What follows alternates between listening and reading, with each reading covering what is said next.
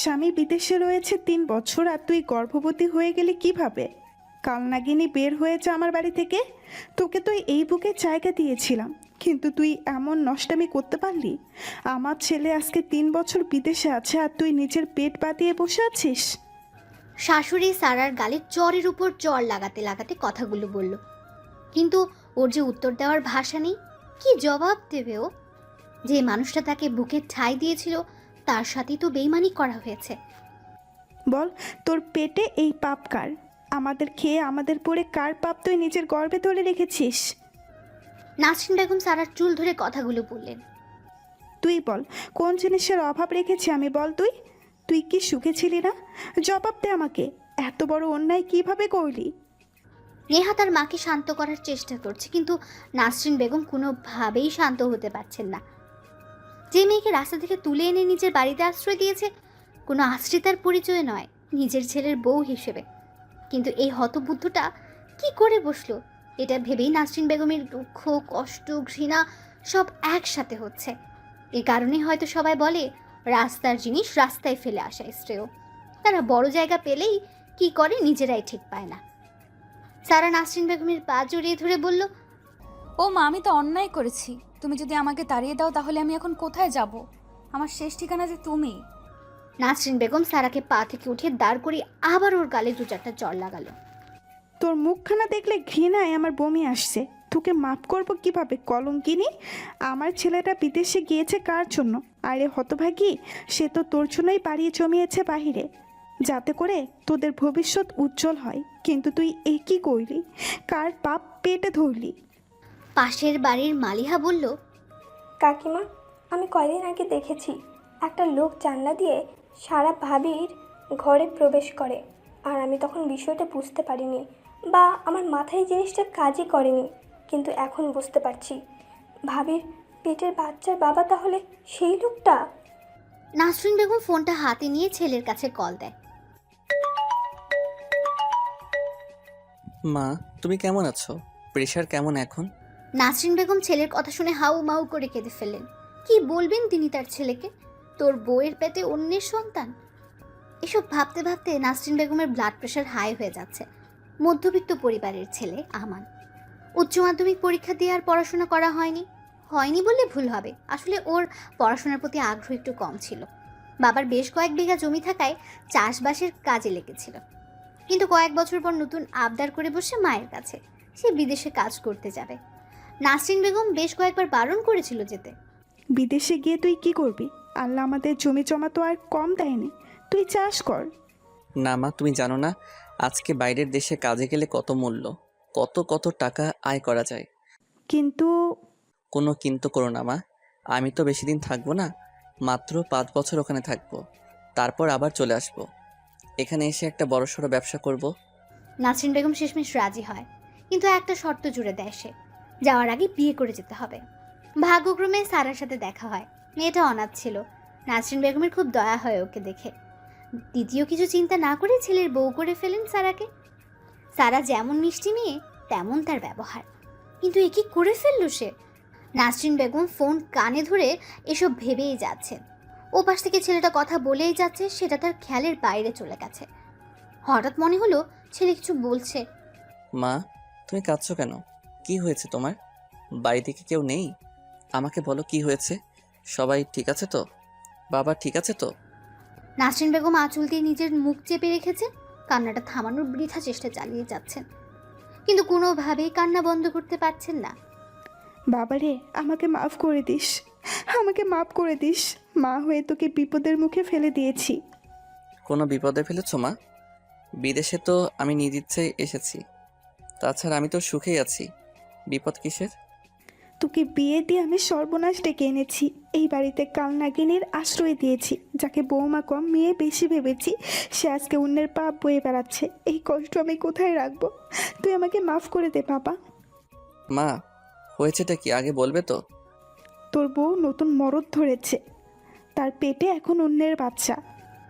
মায়ের কথা শুনে আমান চুপ হয়ে গেল। এ কথার কোনো উত্তর যে ওর কাছে নেই। নাসরিন বেগম আবার বললেন, চুপ করে আছিস কেন? কিছু তো বল। এই পাপিনীকে আমি কি করব বল? ইচ্ছা তো করছে ওকে জ্যান্ত পুঁতে ফেলি মাটিতে। মা, মা কি হয়েছে তোমার? কথা বলছো না কেন মা? নাসরিন বেগম ছেলের সাথে কথা বলতে বলতে অজ্ঞান হয়ে যান। সারা তাড়াতাড়ি করে নাসরিন বেগমের কাছে গিয়ে মাথাটা কোলে তুলে নেয় আর বলে, মা কি হয়েছে তোমার? তুমি মা আমাকে কলঙ্কিনী বলো, অন্য কিছু থাকলে সেটাও বলো। আমার মুখে লাথি মারো, কিন্তু আমাকে দূরে সরিয়ে দিও না। কথা বলো মা। নেহা সারাকে ধাক্কা মেরে দিয়ে মায়ের মাথাটা নিজের কোলের উপর নিয়ে বলল, ভাবি, তোমাকে তো বোনের আসনে বসিয়েছিলাম, কিন্তু তুমি এটা কি করলে? ভাইয়ের ভালোবাসা, আমাদের বিশ্বাস, সব কিছুর জন্য বিচ্ছিন্ন কিভাবে করে দিতে পারলে? তোমার ওই মুখ দেখলেও আমার ঘৃণা হচ্ছে, জাস্ট ঘৃণা হচ্ছে। সারা কাঁদতে কাঁদতে বলল, নেহা এমন বলো না। আমার শুরুও তোমরা আর শেষও তোমরা। ও, শুরু থেকেও আমরা, শেষটাও আমরা, মাঝখান দিয়ে তুমি অন্য কারোর, তার সহ্য সাথী। আমরা, আমার কি ইচ্ছে করছে জানো? তোমাকে কেটে টুকরো টুকরো করে কুকুরকে খাইয়ে দিতে ইচ্ছে করছে। নেহা, তোমার এই পাপি মুখে আমার নামটা নিও না দয়া করে।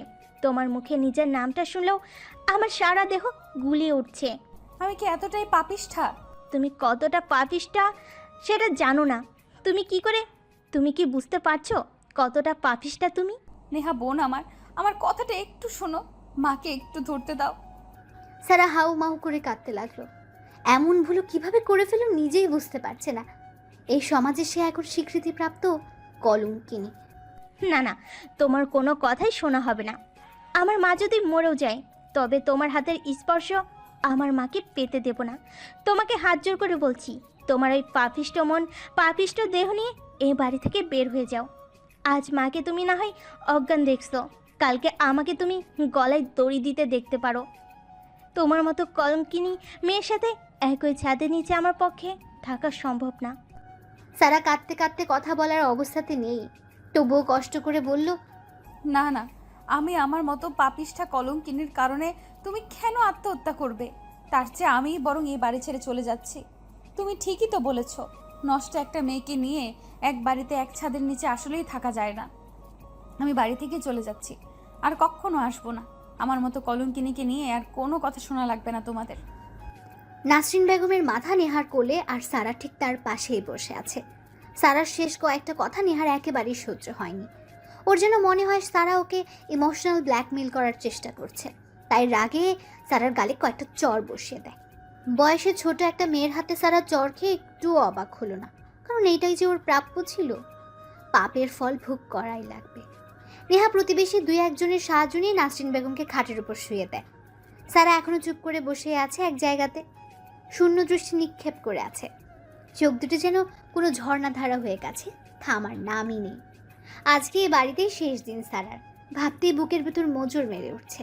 যে মানুষটা সারাকে সম্মানের সাথে ঘরে তুলেছিল, তিনি আজকে ছি ছি করে বিদায় করে দিচ্ছেন।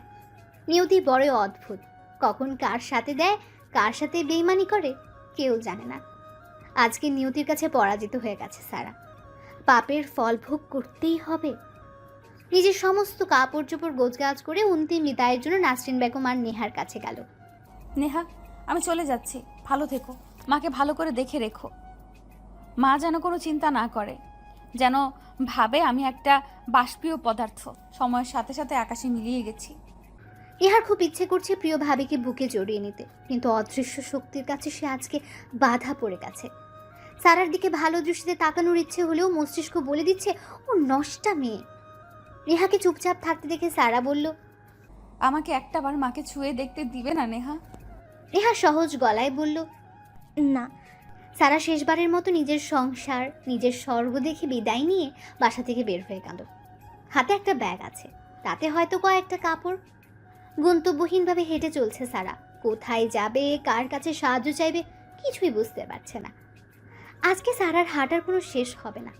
শুধু আজকে কেন, হয়তো সারা জীবন এমন ছন্নছাড়া হয়ে কাটিয়ে দেবে। সন্ধ্যার দিকে সারা মেইন রোডের ধার দিয়ে হেঁটে চলছে। খুব কষ্ট করে হাঁটছে, কিন্তু দেহ দুর্বল হওয়ার কারণে যখন তখন মাথা ঘুরে পড়ে যেতে পারে। পাশ কাটিয়ে একটা গাড়ি যাওয়ার সময় দাঁড়ালো। আপু, আপনার কি কোনো হেল্প লাগবে? না, আমি ঠিক আছি। আমানের বাড়িতে রাত 8টার দিকে নাসরিন বেগম কিছুটা সুস্থতা অনুভব করছে। নেহা থালা থেকে ভাত আর ডাল দিয়ে মাকে নিজ হাতে খাইয়ে দিচ্ছে।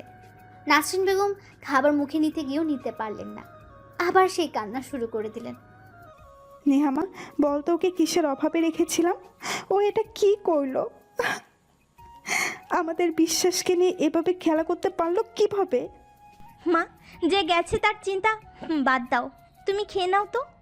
নেহা, সারা এখন কোথায় আছে? ওর কোনো খোঁজ পেয়েছিস? মা, ওই কালনাগিনী বিদায় হয়েছে, ভালোই হয়েছে। ও জাহান্নামে যাক, তুমি ওর চিন্তা কেন করবে? নেহা আর নাসরিন বেগম কথা বলছিল, এমন সময় পাশের বাড়ির কণিকা নেহাদের বাড়িতে এসে বলল, নিহাপু, টিভিতে দেখো কি খবর হচ্ছে, চমকে যাবে তুমি। নেহা টিভি অন করার সাথে সাথেই সত্যি চমকে উঠল, কারণ খবরে বলছে সারা নামের একজন মেয়ে তার 3 পুরুষকে অনৈতিক কাজের জন্য গ্রেফতার করেছে পুলিশ। নেহা খপ করে টিভিটা বন্ধ করে দেয়। ছি, শেষমেশ ওই পাপিষ্টার খারাপ কাজের জন্য পুলিশ তো হলো। ছি।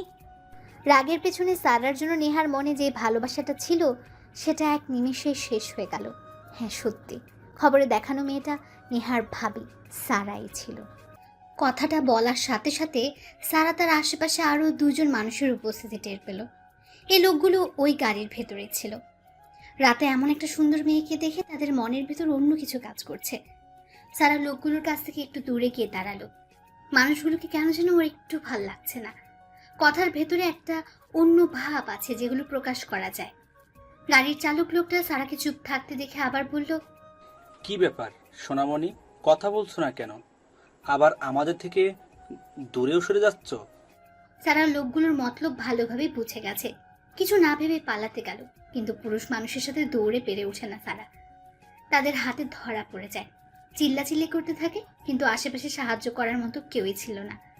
লোকগুলো সারাকে জোর করে গাড়িতে তুলে ফেললো, কাপড় দিয়ে চোখ আর মুখ বেঁধে ফেললো। সারাকে বিছানায় ফেলে একে একে নিজেদের শার্টের বোতাম খুলতে থাকে লোকগুলো। আপনাদের দোহাই লাগে, আমাকে ছেড়ে দিন। একে একে খ্যাক খ্যাক করে হেসে বলে, ছেড়ে তো দেবই সুন্দরী, তার আগে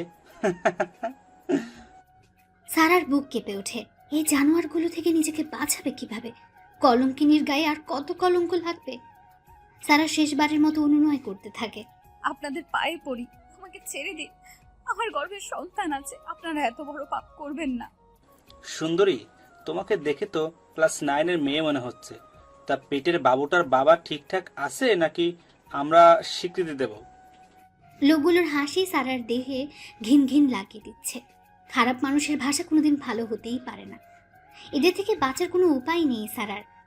সারার উপর যেই না ঝাঁপিয়ে পড়বে, অমনি সেই সময় দরজা ভেঙে পুলিশ প্রবেশ করলো। আজকে তোরা আমাদের হাত থেকে বাঁচতে পারবি না। ইয়াবা বিক্রি করে অনেক টাকা কামিয়েছিস, আর এখন মেয়ে নিয়ে ফুর্তি করছিস। বাইরের আলো আর কোনো দিন দেখতে পারবি না। সারা পুলিশকে দেখে দেহে প্রাণ ফিরে পায়। তাড়াতাড়ি লোকগুলোর পাশ কাটিয়ে দৌড়ে পুলিশের কাছে গিয়ে হাঁটু গেড়ে বসে হাউমাউ করে কাঁদতে লাগে আর বলে, আপনাদের অসংখ্য ধন্যবাদ। আজকে যদি আপনারা না আসতেন তাহলে হয়তো। অতিরিক্ত কান্না করার ফলে সারা ঠিকমতো কথা বলতে পারছে না। পেছন থেকে লোকগুলো ভেতর থেকে একজন বলে ওঠে, তোমাকে যে 5,000 টাকা চুক্তি করে এক রাতের জন্য নিয়ে আসলাম, আর এখন পুলিশকে পেয়ে সাধু সাজার চেষ্টা করছো? সারা যেন আকাশ থেকে পড়ল। এদের এহেন কথায় সারা নিজের কথাই হারিয়ে ফেলেছে। মানুষ নিচে নামতে নামতে কোথায় চলে গেছে? একটা নিরীহ মেয়েকে তুলে এনে তার নামে এমন কলঙ্ক লাগিয়ে দেবে? নিরীহই বা কোথায়? সারা তো কলঙ্কিত, আর একটু বেশি কলঙ্ক লাগলো। কিন্তু এই কলঙ্ক কি এখানেই থেমে থাকবে, নাকি আরও বাড়তে থাকবে? একজন মেয়ে পুলিশ সারার চুলের মুঠি ধরে, এই পতিতার বাচ্চা, এত ভালো সাজার নাটক কিভাবে করিস? বিশ্বাস করুন, এই লোকগুলো আমাকে তুলে এনেছে, এখন নিজেরা ধরা পড়ে আমাকে মিথ্যা অপবাদ দেওয়ার চেষ্টা করছে। পুলিশ আর কোনো কথাই শুনল না। সারা আর বাকি আসামিদের থানায় নিয়ে চলে গেল। এদিকে এলাকার বড় ইয়াবা ব্যবসায়ীরা পাকড়াও হয়েছে, সেটা মিডিয়ার কানে পৌঁছে যায়। তারা সাথে সাথেই থানায় চলে আসে। পুলিশের কাছে সমস্ত ঘটনা শুনে তারা সারাকে বাজারের মেয়ে বলে মিডিয়ার সামনে তুলে ধরে। অনেক নিজের কাজ শুরু থেকে কিছু না জেনেই মুখের কথা প্রচার করা, যার জন্য সারার গায়ে নতুন কলঙ্কের কালি লেগে গেল। নেহা আর নাসরিন বেগম টিভিতে শুধু বানোয়াট একটা প্রচারণা দেখল, যেখানে না দোষ আছে সাংবাদিকদের, না সারার, আর নাই বা পুলিশদের। ওই মানুষরূপী জানোয়ারগুলোর জন্য সব আজ অপবাদের উপর অপবাদ সারার গায়ে এসে পড়ল। সবাইকে জেলের ভেতর ঢোকাতে গেলে সারা বারবার আকুতি মিনতি করতে থাকে আর কথা একবার শোনার জন্য। ওসি মিসেস রেহানার সামনে বসে আছে সারা। হ্যাঁ বলো, তুমি কি বলতে চাও? সারার সাথে ঘটে যাওয়া সমস্ত ঘটনা খুলে বলল। তুমি ইচ্ছা মতো বানিয়ে বানিয়ে সব কিছু বলবা আর আমি বোকার মতো মেনে নেব? আমার পেটের সন্তানের কসম খেয়ে বলছি, আমার কোনো অপরাধ নেই। আপনি যাচাই করতে পারেন। মিসেস রেহানা লকআপের ভেতর গিয়ে ওই তিনজনকে ভয় দেখালো যে সত্য কথা না বললে ক্রস ফায়ারে দেবে। মৃত্যু ভয় সবাই পায়, তারাও পেয়ে স্বীকার করে যে তারা মেয়েটাকে জোর করে তুলে এনেছে। মিসেস রেহানা যে মানুষটা পুলিশের চাকরির জীবনে কোনোদিন মাথা নিচু করেনি, সে আজকে সারার হাত ধরে মাথা নিচু করে বসে আছে। আমাকে তুমি মাফ করে দাও মা। আমার আগেই তোমার কথা শোনা উচিত ছিল। আমার এই অপরাধের যে কোনো ক্ষমা নেই। আপনি এমন বলবেন না। আপনি যেটা ভালো মনে করেছেন সেটাই হয়েছে। তাছাড়া লোকগুলো সেই সময় যেভাবে কথাগুলো বলছিল সেটা বোঝার ক্ষমতাও ছিল না যে সেগুলো মিথ্যা বানোয়াট কথা। কলঙ্ক তো আমার গায়ে লেগেই আছে, আর একটু লাগলো আর কি। তুমি তোমার শাশুড়িকে কেন বলনি আসল সত্যটা?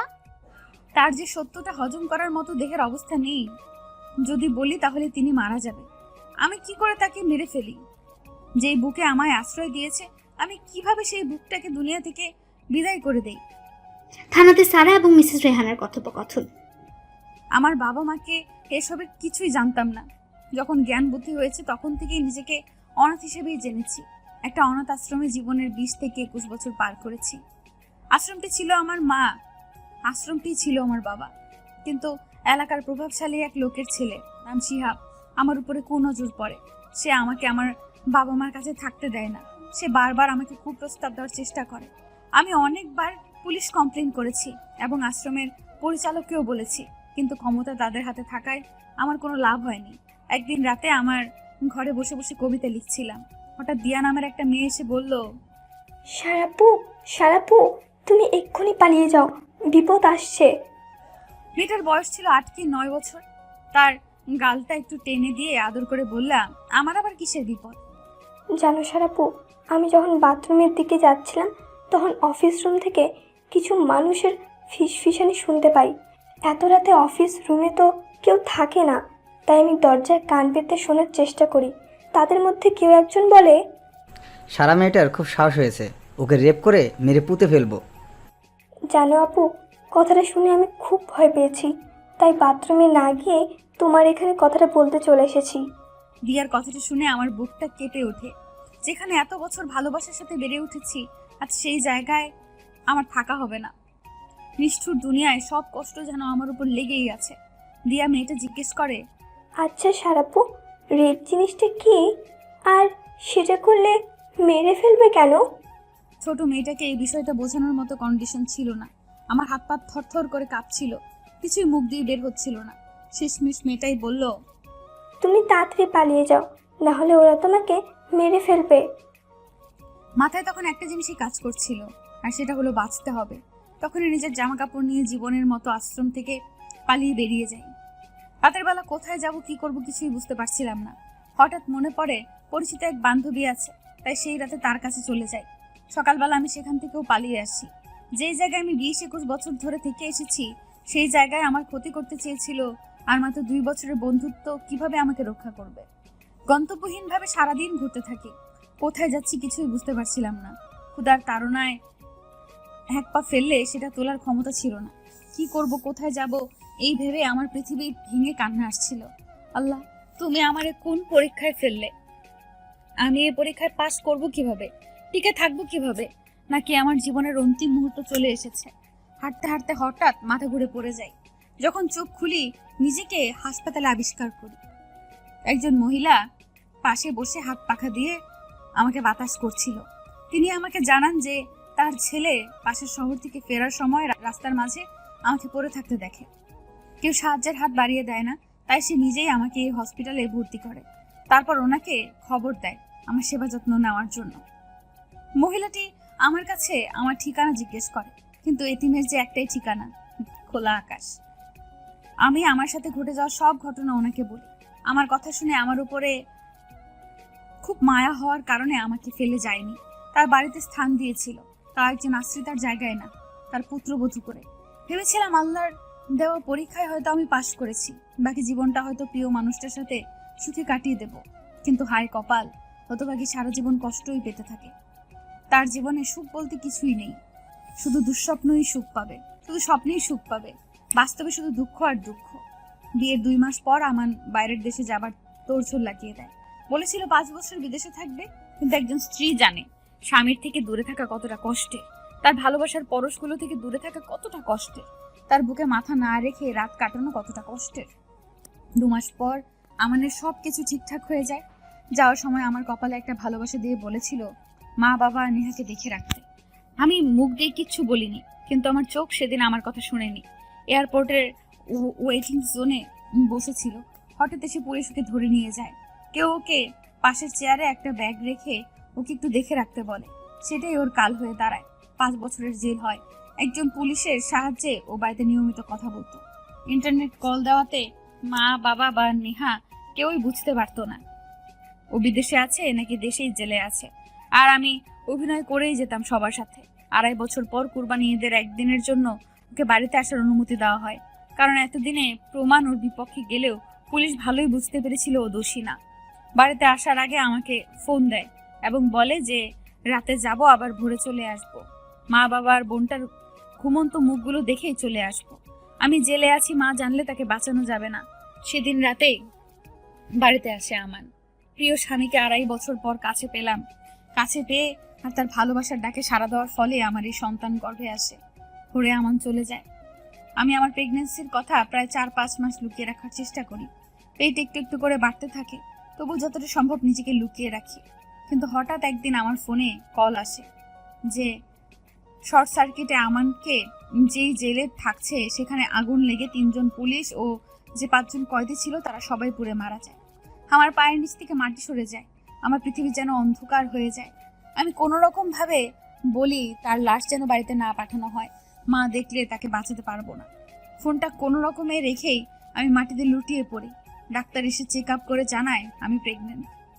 তারপর একে একে সারা সবকিছু মিসেস রেহানাকে বলল। তবুও তোমাকে সত্যিটা তোমার শাশুড়িকে জানানো উচিত ছিল। বিনা অপরাধে নিজের নামে কলঙ্কিনীর টাইটেল লাগিয়ে কি লাভ? আমি পারিনি একজন মাকে তার সন্তানের মৃত্যুর খবর দিতে পারিনি। কিভাবে বলি তোমার বুকের মানিক এই দুনিয়ায় নেই? জানেন পৃথিবীতে সব থেকে বড় বোঝা কি? বাবা মায়ের কাঁধে সন্তানের বোঝা। কোনোদিন বলতেই পারবো না যে আমান এই পৃথিবীতে নেই। সারা জীবন কলঙ্কিনীর তকমা নিয়েই থাকবো। রেহানা বেগম চুপ করে সারার কথা শুনছে। মেয়েটা কত স্বার্থপর, আসলে স্বার্থপর। না হলে পরের জন্য কেউ নিজেকে খারাপ বানিয়ে বেঁচে থাকতে পারে? সারা একটু চুপ করে আবার বলতে লাগলো, একবার তো আমার নামের পাশে কলঙ্কিনীর তকমা লেগে গিয়েছে, এটা মুছে ফেলা যাবে না। মানুষ 1000টা ভালো কাজ করলেও লোকজন তাকে মনে রাখে না, কিন্তু তার নামে একটা খারাপ কথা শুনলে সবাই তার চেহারা মুখস্থ করে রাখে। আমারটা ঠিক তেমনই হবে। আচ্ছা সারা, আমার কিন্তু একটা জিনিস এখনো পরিষ্কার না, সেটা হলো যেদিন তোমার শাশুড়ি জানতে পারলো তুমি প্রেগনেন্ট, সেদিন সে ফোনে কার সাথে কথা বলছিল? সেটা যদি তোমার স্বামী না হয়ে থাকে তাহলে কে ছিল? সে তোমার কি কোনো বন্ধু? সারার বিশেষ রেহানার কথাটা শুনে সেটা ভাবুক হয়ে গেল। উনি তো ঠিক কথাই বললেন। তাহলে সেদিনের লোকটা কে ছিল? আমি তো এত পরিমাণ শকে ছিলাম যে এই কথাটা আমার মাথায় আসেনি। কে ছিল সে? তারপর সারা কিছুটা ভেবে নিজেই বলল, এমনও তো হতে পারে যে আমান যে পুলিশের ফোন ব্যবহার করতো সেই পুলিশটাই কণ্ঠ বদলিয়ে মায়ের সাথে কথা বলেছিল।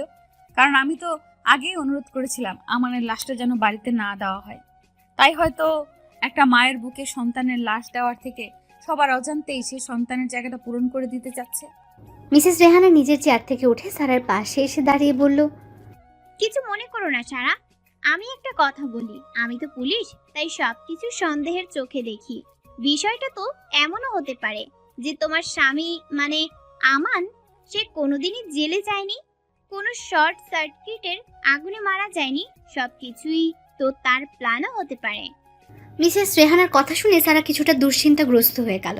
তারপর হতাশ কণ্ঠে বলল, দেখুন ম্যাম, একটা মানুষের নিজের মৃত্যু নিয়ে নাটক করার তো কোনো মানেই থাকতে পারে না। সে কেন নিজেকে আড়াল করে রাখবে? সে যদি বেঁচে থাকে এতে তার লাভ কি? মিসেস রেহানা একটা লম্বা নিঃশ্বাস ছেড়ে বললেন, আমরা চোখের সামনে যা দেখি তার অনেক কিছুই সত্য নয়। আর যেটা তোমার দৃষ্টির বাইরে ঘটেছে সেই জিনিস কিভাবে সত্য বলে মেনে নেওয়া যায় বলো তো? আমি তোমাকে কষ্ট দেওয়ার জন্য কথাগুলো বলছি না সারা, জাস্ট সন্দেহ হলো তাই বললাম। যাক ওসব কথা, এখন আমার সাথে চলো। সারা মুখের দিকে তাকিয়ে রইল। সাথে যাব মানে? কোথায় যাব? মুখের ভাবটা মিসেস রেহানা বুঝতে পারলো, তাই বলল, আমার বাড়িতে যাবে। বাড়িতে আমি একাই থাকি, একটা মেয়ে আছে, সে দেশের বাইরে। আমার হাজবেন্ড, সেও দেশের বাইরে থাকে, 3 মাস পর পর দেশে আসে। যাই হোক, চলো এখন। সারার একটা আশ্রয়ের খুবই দরকার ছিল, তাই সে না করতে পারল না। এমনিতেই প্রেগন্যান্সির 6 মাস চলছে, এই সময় তার একটা নিরাপদ আশ্রয়ে চায়, যেখানে সে ভালো থাকতে পারবে, তার সন্তান ভালো থাকতে পারবে। কাছের মানুষ তো কেউ নেই, সন্তান পৃথিবীতে আসলে তাকে নিয়ে তবু পৃথিবীর সমস্ত অশুভ শক্তির সাথে লড়তে পারবে। মিসেস রেহানা বাড়িতে সারার একটা রুম দেখিয়ে দিয়ে বললেন, দেখো, এই রুমটা তোমার। কোনো সমস্যা হলে আমার বাড়ির কাজের লোক আছে, তাদেরকে বলবে, তোমার সমস্ত সাহায্যে তারা চলে আসবে। আর কোনো চিন্তা করবে না। যে মানুষটা চলে গেছে তার জন্য কষ্ট পেয়ে যে আসতে চলেছে তাকে কষ্ট দিও না। মনে রাখবা, তুমি যদি কোনো নড়বড়ে ঘরের চালাও হও, তোমার গর্ভের সন্তানকে সেই ঘরের একটা মজবুত খুঁটি হতে হবে একদিন। নিজের খেয়াল রেখো। আমি সন্ধ্যায় ফিরবো, এখন আসি। সারা গুটি গুটি পায়ে ব্যাডের উপর বসে নিজের পেটে হাত দিয়ে মনে মনে বলতে থাকলো, কলঙ্কিনীর নাম শুনেও কষ্ট লাগে না। শুধু তোর জন্য, শুধু তোর জন্য বেঁচে আছি। আমি চাই তুমি একদিন বড় হবি, মায়ের মুখ উজ্জ্বল করবি। রাতে খাওয়া দাওয়া সেরে সারা বিছানায় শুয়ে আছে, আমানের সাথে কাটানো মুহূর্ত নিয়ে ভাবছে। মানুষটাকে বেশি দিন কাছে পায়নি সারা, মাত্র কয়েক মাস মন ভরে ভালোবাসতে পেরেছে আমানকে। বিধাতা হয়তো সারার কপালে সুখ জিনিসটা রাখেনি। মিসেস রেহানার ঘর থেকে কিছু পড়ার শব্দে সারার ভাবনায় ব্যাঘাত ঘটে। বাসার সব লাইট বন্ধ, চাকর বাকর সব ঘুমিয়ে গেছে। সারা আস্তে আস্তে মিসেস রেহানার রুমের দিকে গেল। রুমের ভেতর থেকে কিছুটা ঝাঁঝালো কণ্ঠ শুনতে পায় সারা। প্রথমে ভাবলো তিনি নিজের স্বামী বা মেয়ের সাথে কথা বলছেন, তাই নিজের ঘরের দিকে পা বাড়াতে নিল। হঠাৎ আমানের নামটা মিসেস রেহানার ঘর থেকে শুনতে পেল। দরজাটা হালকা খোলা রয়েছে, তাই কথাগুলো বুঝতে একটু অসুবিধা হলো না সারার। মিসেস রেহানা আমানের সাথে কথা বলছে। আমান, তুমি বোঝার চেষ্টা করো, সারাকে আমি কেন এত বড় ঘটনায় কালার করতে যাব। কেউ একজন থানা থেকে মিডিয়ার লোকজনকে খবর দিয়েছিল, আমার কিছুই করার ছিল না। আমি তো জানি সারা তোমার স্ত্রী, তাহলে কেন তাকে আমি বদনামের ভাগীদার হতে দেব? তুমি অযথা রাগ করছো আমান, সে আমার মেয়ের বয়সী। তুমি চিন্তা করো না আমান, ওকে আমি নিজের মেয়ের মতোই দেখে শুনে রাখবো। তুমি আমাদের মিশনের কথা ভুলে যেও না। এখন রাখছি, দেখছি সারা কি করছে। সারা দ্রুত পায়ে নিজের ঘরের দিকে চলে গেল। আমান তাহলে বেঁচে আছে? তাহলে এই মানুষটার সাথে ওর কিসের সম্পর্ক? সারা তাড়াতাড়ি ঘরের ভেতরে এসে কাঁথা মুড়ি দিয়ে চুপচাপ শুয়ে থাকলো। এমন একটা ভাব নিল যেন সে ঘুমিয়ে গেছে। সারার মনে মনে রাগ আর খুশি দুটোই হচ্ছে। আমান বেঁচে আছে এটা জেনে খুশি, বেঁচে আছে সেই কথা তাকে জানানো হয়নি কেন এটা জেনে রাগ হচ্ছে খুব। মানুষ তো তার স্ত্রীর কাছে সব কথাই বলে, কিন্তু এই হতচ্ছাড়া লোকটা কেন বলেনি? যদি সে পুলিশের কোনো এজেন্ট হয় তাহলে তো মা কিংবা তাকে কথাটি সে জানাতে পারত। তাৎক্ষণিকভাবে মনে পড়ে যায় আমান তো বেশি লেখাপড়া করেনি, তাহলে সে পুলিশের চাকরি কিভাবে পেল? ভাবতে ভাবতে মাথা বন্ধন করেছে। মিসেস রেহানা এসে সারার পাশে বসতে সারা একটু নড়ে চড়ে উঠল। মুখের ওপর থেকে কাঁথাটা সরিয়ে কপালে হাত দিয়ে দেখলো জ্বর আছে কিনা, কারণ এই গরমে কারো কাঁথা মুড়ি দিয়ে থাকার কথা না। কপালে হাত দিয়ে দেখলো সবকিছু স্বাভাবিক আছে। ডাক দিলে সারার ঘুমের ডিস্টার্ব হবে ভেবে মিসেস রেহানা তাকে আর ডাকলো না। বাড়ি থেকে দরজা আটকে দিয়ে নিজের ঘরে চলে যায়। সারা তাড়াতাড়ি গিয়ে ভেতর থেকে দরজাটা লক এঁটে দেয়। সারার এখন খুব কান্না পাচ্ছে আমানের জন্য। 2 দিন আগে জেনেছে লোকটা দুনিয়ায় নেই। তার খবর লুকাতে গিয়ে কত কি ঘটে গেল, এসবের কিছু কি সে জানে? বাথরুমের ভেতর গিয়ে শাওয়ারটা ছেড়ে দিয়ে সারা ভিজতে থাকে আর অজর ধারায় কাঁদতে থাকে। তুমি মরার নাটক করেছো, আমাকে জানাওনি কেন? আমারও তো ইচ্ছে হয় আমাদের বাবুটা পেটের ভেতর থাকা অবস্থায় তুমি আমাকে দেখাশোনা করবে, পেটে মাথা দিয়ে বাবুর সাথে কথা বলবে, কিন্তু না, তুমি তোমার মতো পালিয়ে বেড়াচ্ছ আমার থেকে। কেন করছো আমান? আমারও তো খুব ইচ্ছে হয় তোমার বুকে মাথা রেখে দিনগুলো কাটাই, তোমার সাথে খুনসুটি করে সময়গুলো পার করি। সব সময় আর নিয়তির দোষ দিলে হয় বলো? দোষ তোমার। কেন আমার সামনে আসছো না? কেন কেন কেন? সকালে মিসেস রেহানা অফিসে যাওয়ার জন্য রেডি হয়ে খাবার টেবিলে এসে দেখে সারা নেই। কর্মচারীদের জিজ্ঞেস করতে তারা বলে, মিসেস রেহানা সারার ঘরের দরজায় টোকা মেরে ডাক দেয়, কিন্তু কোনো সারা শব্দ পায় না। ঘুমিয়ে থাকলেও ঘুম ভেঙে যাওয়ার কথা। মনের ভেতরে একটু সন্দেহ হলো, তাই নিজের ঘরের আলমারি থেকে চাবিটা এনে সারার ঘরের দরজাটা খুললো। কিন্তু দরজা খুলে দেখে সারার বিছানা বা ব্যালকনি কোথাও নেই। বাথরুম থেকে কোলকুল করার পানির শব্দ কানে আসছে। মিসেস রেহানা ভাবে সারা হয়তো গোসল করছে, তাই কিছুক্ষণ অপেক্ষা করলো। 10 মিনিট কি 20 মিনিট, এভাবে 1 ঘন্টা পার হয়ে যায়। এদিকে ডিউটিতে যাওয়ার টাইম হয়ে গেছে, এখন বের হতেই হবে। তাই মিসেস রেহানা বাথরুমের দরজা নক করতে থাকে, কিন্তু আগের মতোই কোনো সারা শব্দ পায় না, শুধু পানি পড়ার শব্দ ব্যতীত। এবার ওনার মনের ভেতর কচকচ করতে থাকে, সারার কোনো বিপদ হলো না তো? সারার কিছু হয়ে গেলে আমাকে কি জবাব দেবে? একজন কর্মচারীকে ডেকে বাথরুমের দরজা ভেঙে দেখে সারা ফ্লোরে পড়ে আছে, আর শাওয়ার চলেই যাচ্ছে। মিসেস রেহানা দ্রুত শাওয়ার বন্ধ করে সারাকে তোলার চেষ্টা করলো। সারার গায়ে হাত দিয়ে আটকে উঠলেন রেহানা। বরফের মতো ঠান্ডা হয়ে গেছে, দেখে যেন কোনো রকম প্রাণ পাখিটা আছে, একটু এদিক ওদিক হলেই উড়ে যাবে। দ্রুত সারাকে নিয়ে হাসপাতালে রওনা দেয় মিসেস রেহানা। সারা চোখ খুলেই সামনে আমানকে দেখতে পায়। স্যালাইনের সুইচ বাম হাতে দিয়ে টান দিয়ে বের করে দৌড়ে গিয়ে আমানের বুকে ঝাঁপিয়ে পড়ে, হু হু করে কেঁদে ওঠে। আমান 2 হাতে আজলাই সারার মুখটা ধরে কপালে একটা চুমু এঁকে দেয় আর বলল, আমি চলে এসেছি সারা, আর কিচ্ছু হবে না তোমার। জীবন চলে গেলেও কিছু হতে দেব না। সারাকে ব্যাডে শুয়ে দিয়ে ডক্টরকে ইশারা করে স্যালাইনটা আবার লাগিয়ে দিতে বলে। এমনিতে কিছুক্ষণ হলো সারার জ্ঞান ফিরেছে, তার উপর আমানকে দেখে নিজেই কান্না কোনোভাবেই থামাতে পারছে না। সারা রাতের কান্না, এখনকার কান্না, সব মিলিয়ে সারার অবস্থা নাজেহাল। আমান সারাকে শুয়ে দিয়ে একটু উঠতে নিলে দেখে 1 হাত দিয়ে সারা তার শার্ট টেনে ধরেছে, তাই উঠতে গিয়েও আবার সারার পাশে বসে পড়ল। কোথায় যাচ্ছ তুমি?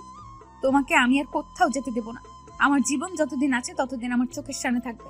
আমি মরে গেলে? আমান হাত দিয়ে সারার মুখ চেপে ধরে। এই জীবনে শুধু তোমার জন্যই সব সারা, তুমি না থাকলে আমার কিছুই না।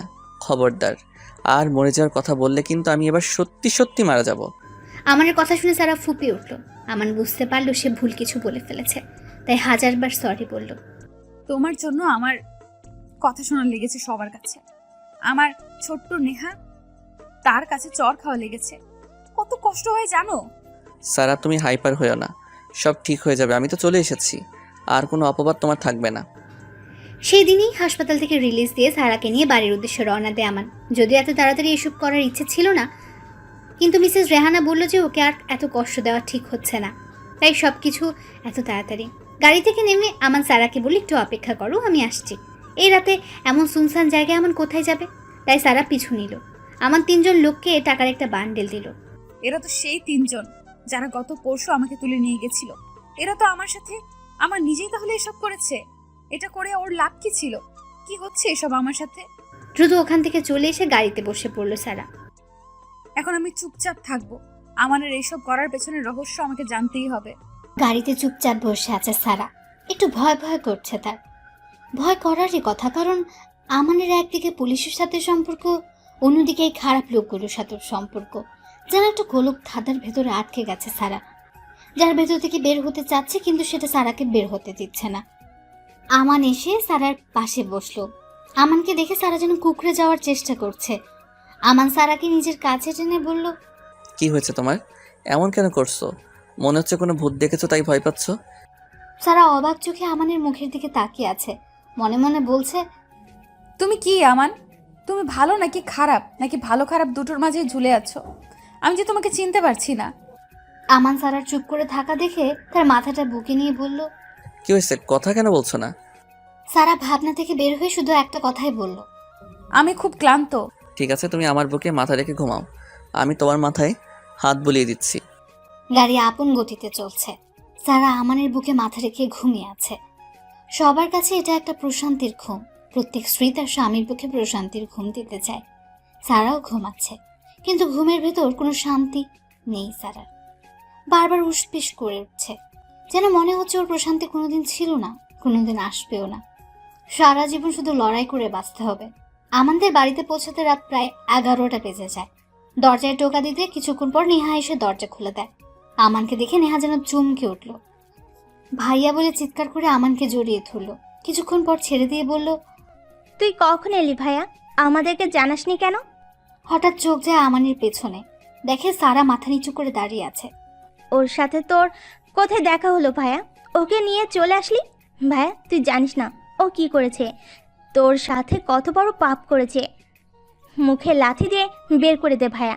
নেহার কথা শেষ হতে না হতে আমার নেহার গালে একটা চড় বসিয়ে দিল। যেই মেয়েটাকে কলঙ্কিনী নাম দিয়েছে এই সমাজ, তার গায়ে কলঙ্কিনীর ছিটে ফোঁটাও নেই। কিভাবে সহ্য করবো আমি, তুই বল? আমার সন্তান ওর গর্ভে, ওর স্বামীর সন্তান ওর গর্ভে, আমাদের ভালোবাসার চিহ্ন ওর গর্ভে। মানে কি বলছিস ভাইয়া? তুই তো 3 বছর দেশে বাইরে ছিলি, তাহলে কিভাবে কি?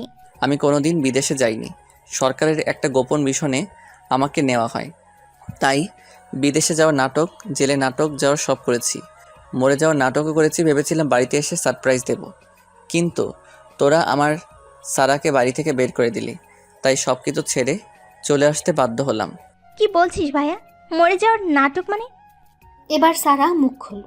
আমি অনেক আগেই জানতাম আমান জেলে আছে। এর মাঝে নাকি একদিন পুলিশ ওকে ছুটি দিয়েছিল, তাই এখানে আসে সবাইকে লুকিয়ে। সেই দিন আমার পেটে ওর বাচ্চা আসে।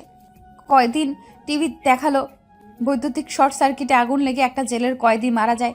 সেদিন আমাকে জানানো হয় আমানও মারা গেছে। সারা কাঁদতে কাঁদতে কথাগুলো বলল, তাই আমান সারাকে থামিয়ে দিয়ে বলা শুরু করলো। তারপর তোরা আমার সারাকে ভুল বুঝে বাড়ি থেকে বের করে দিলি, তখন ফোন দিয়ে তোরা জানিয়েছিলি, তাই হয়তো আমার সারাকে আমি জীবিত পেয়েছিলাম। আমার কিছু বন্ধু ওকে কিডন্যাপ করে, তারপর পুলিশ ওকে বাঁচায়, যার সব কিছু ছিল সাজানো, যাতে সারাকে একটু ভয় দেখানো যায়, কারণ ও ভয় পেলে একটা নিরাপদ আশ্রয় খুঁজবে। তাই ওসি মিসেস রেহানা ওকে এই সুযোগে নিজের বাড়িতে নিয়ে যায়। কিন্তু এর আগে একটা বড় ভুল হয়ে যায়। কোনো একটা পুলিশ মিডিয়াকে খবর দিয়ে জানিয়ে দেয় যে আপনারা তো জানেন সেদিনের ঘটে যাওয়ার সব কথা। নেহাকে বলল আমান। নেহা সারার সামনে ধপ করে হাঁটু গেড়ে বসে পড়ল, খপ করে পা জড়িয়ে ধরে হাউ মাউ করে কাঁদতে লাগলো। ভাবি, আমি কোন মুখে তোমার কাছে মাপ চাবো জানি না, কিন্তু নির্লজ্জর মতো বলছি, আমাকে মাপ করে দাও। এই হাত দিয়ে আমি তোমাকে চড় মেরেছি, আমি তোমার কোনো কথাই বিশ্বাস করিনি। সারা নেহাকে উঠিয়ে বলল, তোমার কোনো দোষ নেই নেহা, তোমার জায়গায় আমি হলেও এমনই করতাম, কারণ সত্যিটা তুমি জানতে না। নাসরিন বেগম ঘর থেকে বের হয়ে ছেলেকে দেখে খুব আশ্চর্য হলেন। খবর না দিয়ে চলে আসলো এটা ভেবে। সারার দিকে চোখ পড়তে তেড়ে গেল ওর সামনে।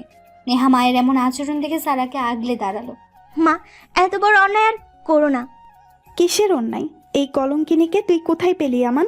মা, দয়া করে চুপ করো, আমার কথাগুলো শোনো আগে। নেহা একে একে মাকে সব কথা জানালো। নাসরিন বেগম আমানের সামনে গিয়ে ঠাটিয়ে একটা চট দিয়ে বললেন, তোর কারণে ফুলের মতো মেয়েটাকে আমি কি না কি বলেছি। ছি, ঘৃণায় আমার গা চলে যাচ্ছে, মন বলছে মরে যাই। সারা মায়ের হাতটা ধরে, মা সব কিছু ভুলে যান, আপনাদের কাছে চলে এসেছি তো আর কোনো কষ্ট থাকবে না।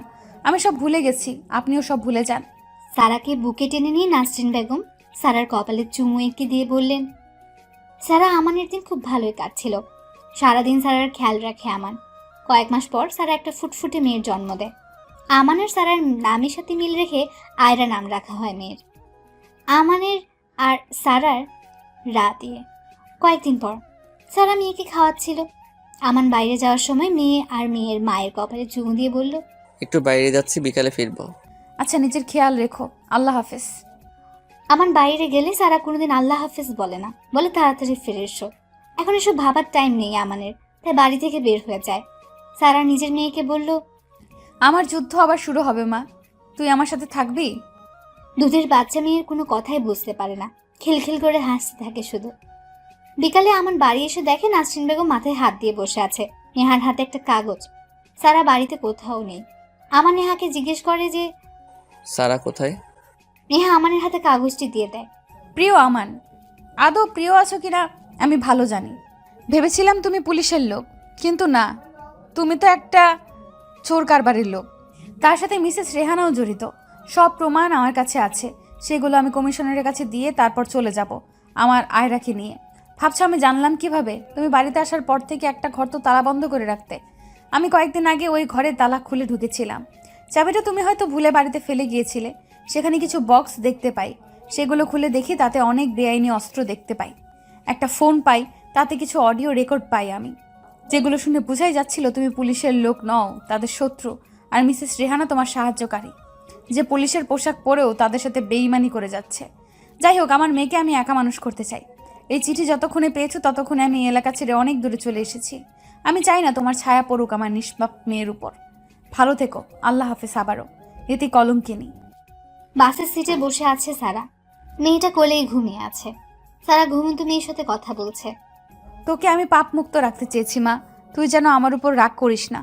তোর বাবাটা ভালো না, তুই থাকবি তো আমার সাথে? মেয়েটা ছোট ছোট হাত দিয়ে মায়ের হাতের একটা আঙ্গুল ধরে চোখ পিটপিট করে তাকাচ্ছে আর মুচকে হাসছে মায়ের দিকে তাকিয়ে, যেন বলছে, মা, আমি তোমার সাথে সব সময় থাকবো, হারিয়ে যাব না কোনো দিনও।